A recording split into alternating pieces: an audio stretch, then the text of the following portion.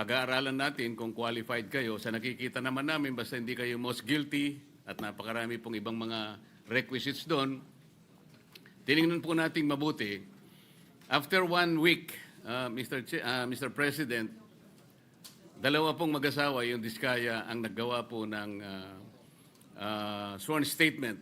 Pero bago po niya nila gawin yon, ay siniguro ko po na talagang sila ay voluntary na gagawa ng sworn statement. Kaya yung pong kanilang emissary, sinabi ko, kailangan sumulat muna sila na talagang gusto nilang magsalita at walang halong pagsisinungaling ito. Yun ang option na gusto nila at narinig nila yung aming pinupload na option na sila'y lumabas bilang isang witness, a state witness.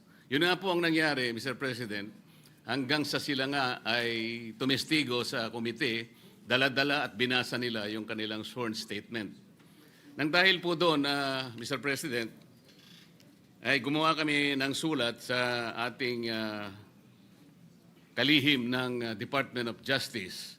At yun nga po ay September 8, 2025. Gusto ko po malaman, Mr. President, ano po yung status noon sapagkat kayo na po ang pumalit na Senate President by that time. It was quite late at night when I received the notice. Mr. President, if that happens, parang ang amin pong pinag-usapan noon while I was still the chairman of the Blue Ribbon Committee, parang nawalan po ng saysay. Ang mangyayari po noon, with all due respect,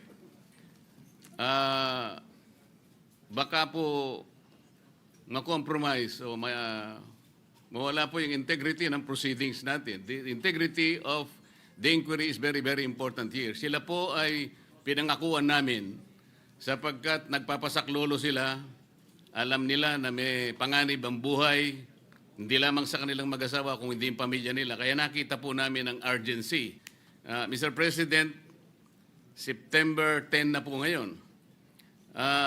Kung sakali pong totoo na nanganganib ang buhay nila, yun pong ipinangako namin na immunity sa kanila na makakatulong po. At yun naman po ang naging courage sa kanila para lumabas into the open and tell all.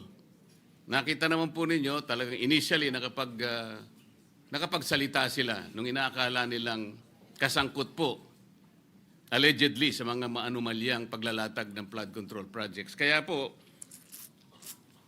ang tanong ko ngayon, kailangan po bang pagpasyahan ng bagong liderato ng Blue Ribbon ang isang bagay na amin na pong naaproba nung kami po ay nandun pa sa Blue Ribbon?